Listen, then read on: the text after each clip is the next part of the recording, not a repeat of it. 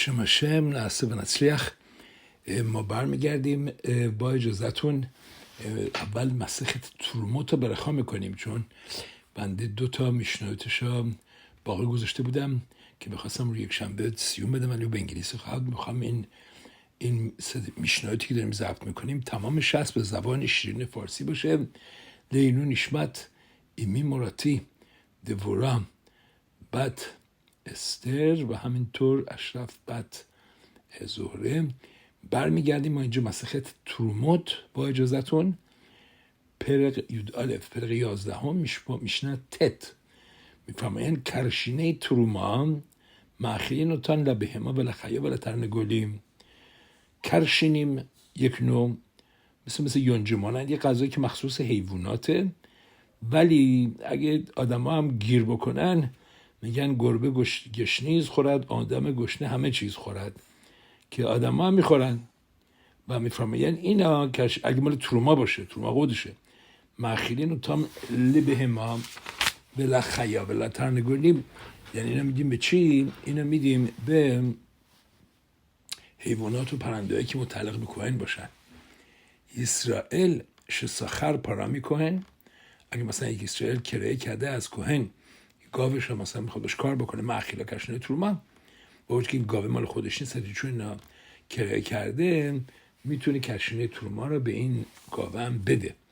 به کوهن شساخر پارام اسرائیل، اگه برعکس اگه کوهن یک گاوی از یک اسرائیل کرایه کرده افل پیش مزونته حالا با وجودی که کوهن باید به این گاو غذاشو بده، اینا نمیتونه لوی اخیله نه کشنه تروما نمیتونه بهش اون کرشنیمی که مال تروما هست بده، چون تو تورا نوشته کوهن که یقینه نفش قینیان کسبه و خلبه به نفش حتی نفش به امامش ما.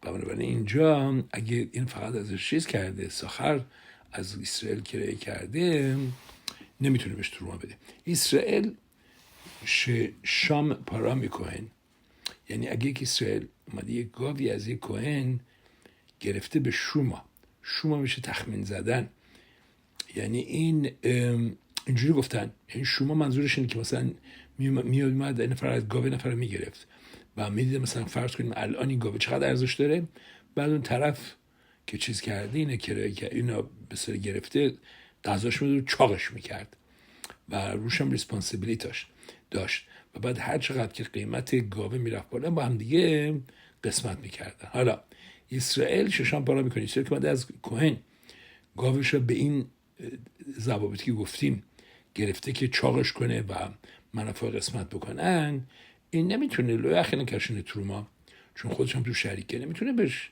کشنه تروما بده. به کوهن ششم پارام اسرائیل و برعکس اگر کوهن اومده از یک اسرائیل گاوشا به شرایط شما ازش کرایه گرفته که مثلا چاقش کنه و منافع قسمت بکنن معخیلا کشنه تروما، اون میتونه بهش تروما بده، چون الان مثل چیه؟ الان مال کوهن است.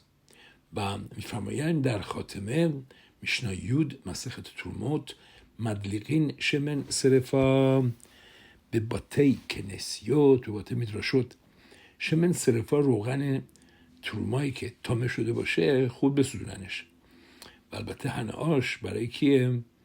برای خود کوهنیمه.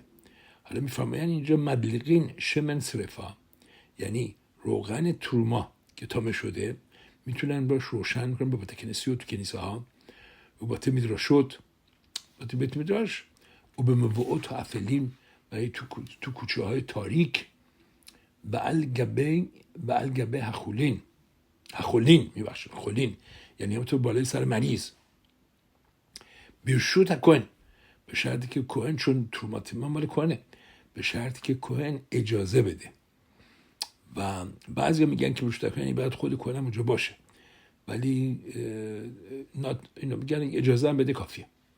بت اسرائیل شنیسد لکوهن و میگن دختری که اسرائیل دختر اسرائیله، یعنی بت اسرائیل ولی ازدواج کرده با کوهن بهی لمودا اتسل آویها و این مرتب میرش خونه باباش که کوهنه. میفرمایند این آویها مدلیق شمن میتونه بیرشوتا میتونه پدرش این بت اسرائیله با کوهن ازدواج کرده و میره پیش پدرش که اسرائیله. میگن پدرش میتونه چیکار بکنه؟ این شمن سرفا را بیرشوتا، یعنی با موافقت دخترش میتونه روشن بکنه و باوش کردن تو خونه اسرائیله، تو خونه پدرشه با اجازهش. و بعضیا میگن بعضیا اگه دخترش هم اونجا باشه، ولی بدون حضور دخترش نمیتونه، چون دخترش با کوهن ازدواج کرده.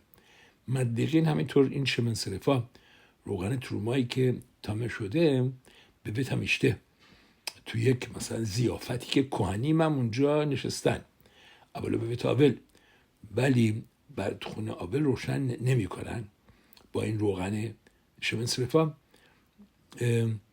حتی اگر کهنم اونجا باشه. دیوری ربی یهودا، این عقیده ربی یهوداست و تو یروشلمی میفرماید چون بیت همیشته نیزهاریم شلو لینگوا برشل شمن، میترسن که دست بهش نزنن تو بیت همیشته که ممکنه لباساشون چیز بشه، لباساشون کثیف بشه. واسه این خشش نداریم که بیان و این کار بکنن، این چیزا را جابجاش بکنن به جایی که کهن نیست، یا شاید از این روغنه استفاده بکنن به استفاده دیگه. ولی بیت آول چون اونجا anyway لباسای پلو خورشونه که نمیپوشن اونجا میرن، اونجا خوشش هستیم که بیان مثلا جابجاش کنن. واسه این گفتن که نمیشه بیت آول روشن کرد، که چون ممکن جابجاش کنن برن جایی که کهن نیست. به ربی یوسف میفرماید به بیت آول اولی بیت همیشته، یا برعکس، یعنی میگه این شمن سرفا رو میتونن تو بیت آول روشن بکنن ولی نه تو بیت همیشته.